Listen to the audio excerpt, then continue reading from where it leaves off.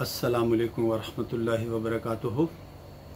नाज़रीन मोहतरम, आप देख रहे हैं यूट्यूब चैनल एवरग्रीन नॉलेज और मैं हूं डॉक्टर आबिद नवाज़।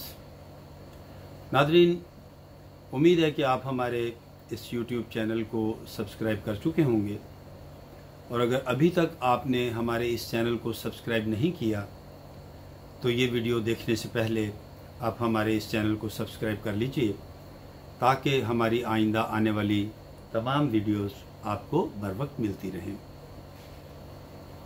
नाज़रीन मोहतरम, आज हम इमाम शाफ़ई रहमतुल्लाह ताला अलैह के एक शागिर्द हज़रत रबी बिन सुलेमान रहमतुल्लाह अलैह का एक बहुत ही सबक आमोज़ वाक़या बयान करने की सआदत हासिल करेंगे।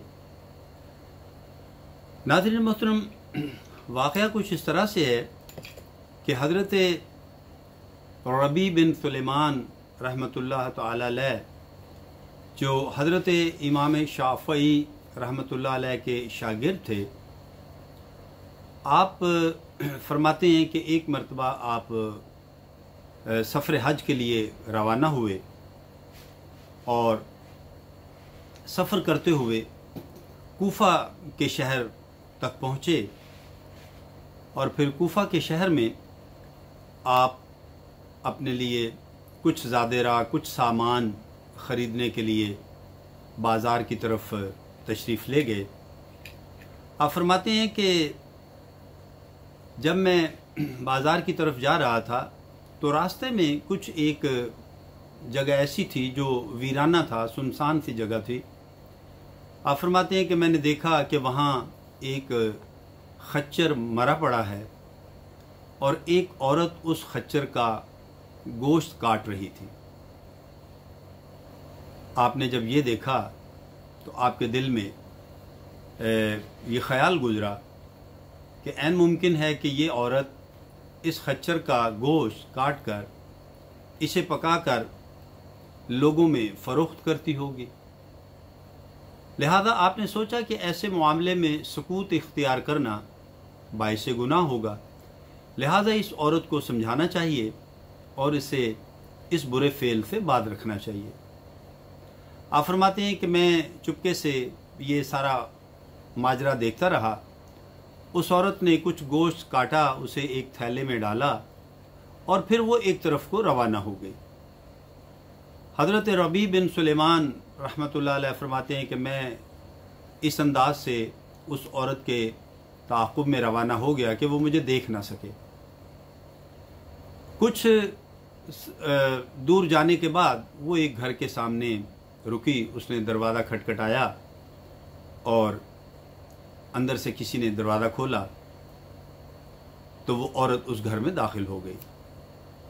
आप फरमाते हैं कि मैंने दरवाज़े की दरज़ में से झांक कर देखा तो अंदर 4 लड़कियां थीं, और वो खातून जो है उन लड़कियों के पास जाकर बोली कि मैं आज के लिए ये गोश्त ले आई हूँ, तुम इसे पकाओ और खाना तैयार करो। आप फरमाते हैं कि मैंने देखा कि वो घर जो था उसकी हालत बहुत ही अबतर थी, और वो जो लड़कियाँ थीं उनका जो ज़ाहरी लिबास और उस औरत का ज़ाहरी लिबास भी बहुत ही दिगरगूं था, बहुत ख़राब था, बहुत सीधा था, पुराना था। यानी उनके हालात जो हैं वो देखने से ही पता चलते थे कि बहुत ख़राब हैं। बहरहाल जब उन्होंने गोश्त पकाना शुरू किया तो आप फरमाते हैं कि मैंने आवाज़ दी कि ए औरत, तू जो ये अमल कर रही है तो ये मुनासिब नहीं है,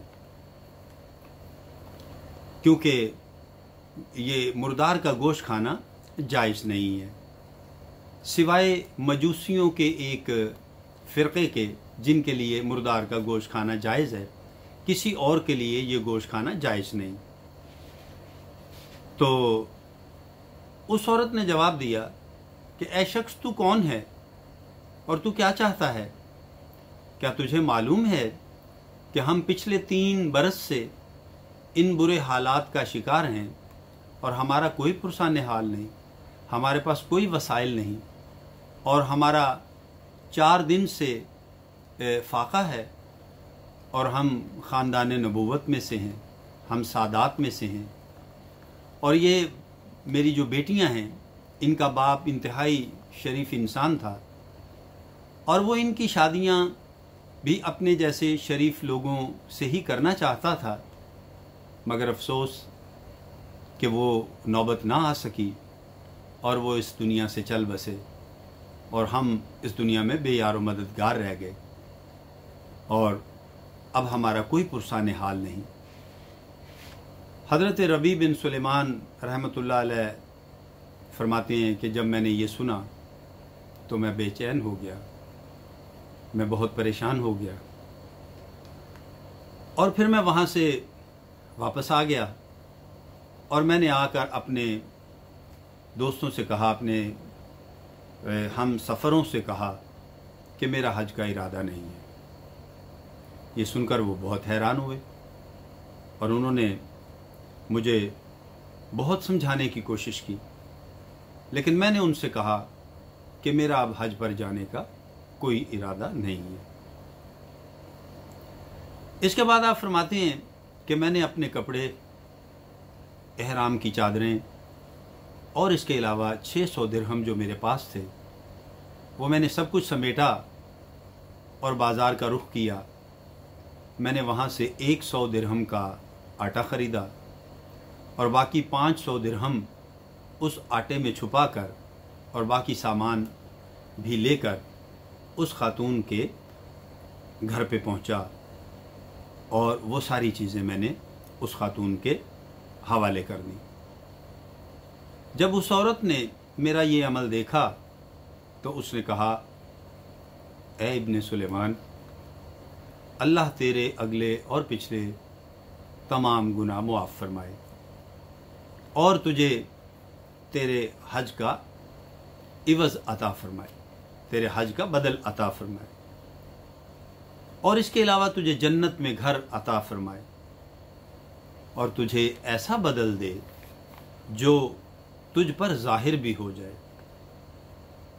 حضرت ربیع بن سلیمان رضی اللہ تعالیٰ عنہ فرماتے ہیں کہ اس کے بعد میں وہاں سے واپس آ گیا، اور اپنی اس رہائش گاہ پر جو کوفہ میں تھی میں وہاں ٹھہر گیا، اور اس نیت سے رک گیا کہ جب یہ حجاج کا قافلہ حج کر کے واپس آئے گا تو میں ان کا استقبال کروں گا اور ان سے اپنے لیے دعا کی درخواست کروں گا۔ آپ فرماتے ہیں میں وہاں ٹھہرا رہا یہاں تک کہ حج کے ایام گزر گئے اور قافلے واپسی کی طرف روانہ ہو گئے، اور پھر ایک قافلہ جب کوفہ میں داخل ہوا تو میں اس کے استقبال کے لیے آگے بڑھا تاکہ ان سے دعا کرواؤں۔ تو میں نے ان سے کہا کہ اللہ تمہارا حج قبول فرمائے اور تمہیں اس کا اچھا بدلہ دے۔ تو ان میں سے ایک شخص بولا، یہ کیسی دعا ہے؟ میں نے کہا، یہ ایک ایسے شخص کی دعا ہے کہ جو اللہ کے گھر کے دروازے تک بھی نہیں پہنچ سکا۔ تو وہ کہنے لگا کہ کیسی عجیب بات کرتے ہو، کیا تم عرفات میں ہمارے ساتھ نہیں تھے؟ کیا تم رمی اور جمرات میں ہمارے ساتھ نہیں تھے؟ کیا تم نے طواف نہیں کیے؟ میں نے تمہیں ہر جگہ دیکھا۔ یہ سن کر حضرت ربیع بن سلیمان رضی اللہ تعالیٰ عنہ فرماتے ہیں کہ یہ تو بڑا اللہ کا عجیب لطف ہے، اور میں سوچ میں پڑ گیا۔ اور پھر کچھ دیر کے بعد میرے شہر کے لوگ وہاں پہنچے، یعنی میرے شہر کا قافلہ، میرے دوستوں، میرے ساتھیوں کا قافلہ وہاں پہنچ گیا۔ تو میں نے ان سے بھی یہی کہا کہ اللہ تعالیٰ تمہارا حج اور تمہاری سعی اور تمہارا طواف اور تمہاری رمی اور تمہارے تمام ارکان حج قبول فرمائے۔ تو وہ بھی بولے کہ اے ربیع، کیا تم میدان عرفات میں نہیں تھے؟ کیا تم رمی اور جمرات میں ہمارے ساتھ نہیں تھے؟ اور ان میں سے ایک شخص بولا کہ تم کیا مکہ شریف میں ہمارے ساتھ نہیں تھے؟ کیا تم مدینہ شریف میں ہمارے ساتھ نہیں تھے؟ یقیناً تم وہاں تھے۔ اور پھر کہنے لگا کہ جب ہم نبی پاک علیہ الصلوۃ والسلام کے روضہ انور کی اور آپ کی قبر اطہر کی زیارت کر کے باب جبریل سے باہر نکل رہے تھے تو کیا تم نے مجھ سے بات نہیں کی تھی، بلکہ تم نے مجھے ایک تھیلی بطور امانت دی تھی، اور یہ وہ تھیلی ہے، یہ لو تم نے کہا تھا کہ اس میں تمہارے 600 دینار ہیں، تو یہ تھیلی تم نے مجھے وہاں کیا نہیں دی تھی؟ یہ تمہاری تھیلی میرے پاس امانت ہے، یہ لو تم اپنا یہ تھیلی مجھ سے قبول کرو۔ اور اس تھیلی پر یہ لکھا ہوا تھا کہ جو ہم سے معاملہ کرتا ہے نفع کماتا ہے۔ میں نے وہ، حضرت ربی فرماتے ہیں کہ میں نے وہ تھیلی پکڑ لی، اور جب میں نے اس تھیلی کو دیکھا تو میں حیران رہ گیا کہ میں نے تو اس تھیلی کو پہلے کبھی دیکھا تک نہیں تھا، لیکن وہ شخص بضد تھا کہ یہ تمہاری امانت ہے، تم ہی نے مجھے دی تھی، لہذا میں نے وہ تھیلی لے لی اور میں اپنی رہائش گاہ پر آ گیا۔ پھر آپ فرماتے ہیں کہ میں نے عشاء کی نماز پڑھی اور اس کے بعد اپنا وظیفہ پورا کیا، اور کافی دیر اسی سوچ بچار میں جاگتا رہا کہ یہ کیا ماجرا ہے، اور اسی شش و پنج میں میری آنکھ لگ گئی اور میری قسمت جاگ اٹھی۔ نبی پاک صاحب لولاک صلی اللہ تعالی علیہ وآلہ وسلم میرے خواب میں جلوہ گر ہوئے۔ آپ نے فرمایا، اے ربی، ہم کتنے گواہ قائم کریں کہ تم مانتے ہی نہیں ہو کہ تم نے حج کیا ہے؟ کتنے گواہ قائم کریں؟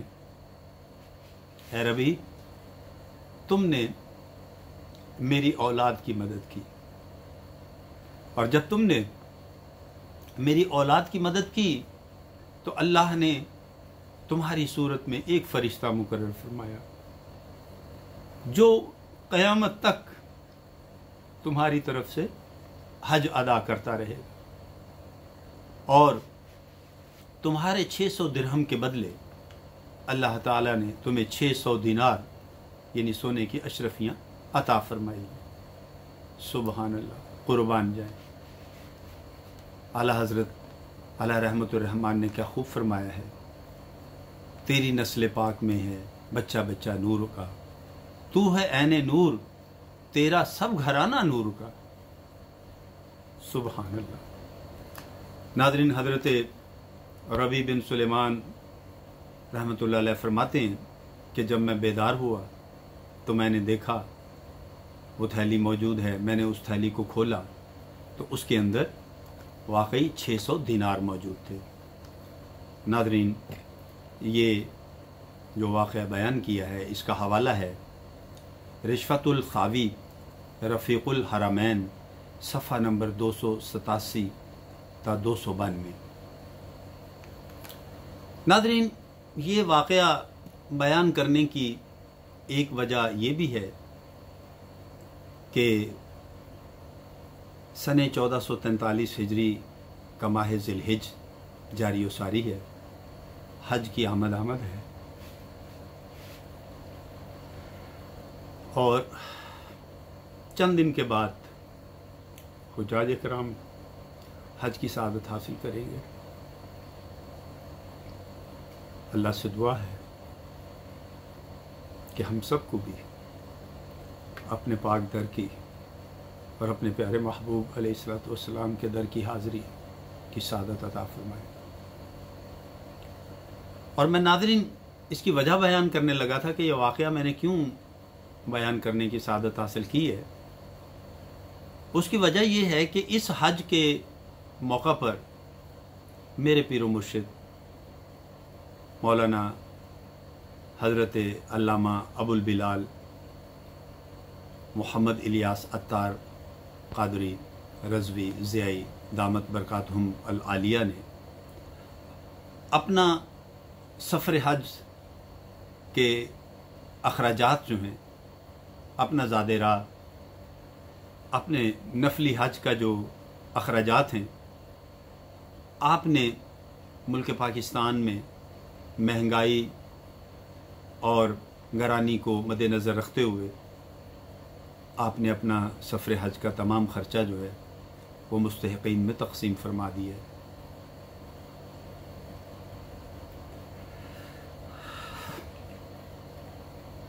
और अपने इस हज को आपने इस साल जो है वो गुरबा के लिए जो है वो कुर्बान कर दिया।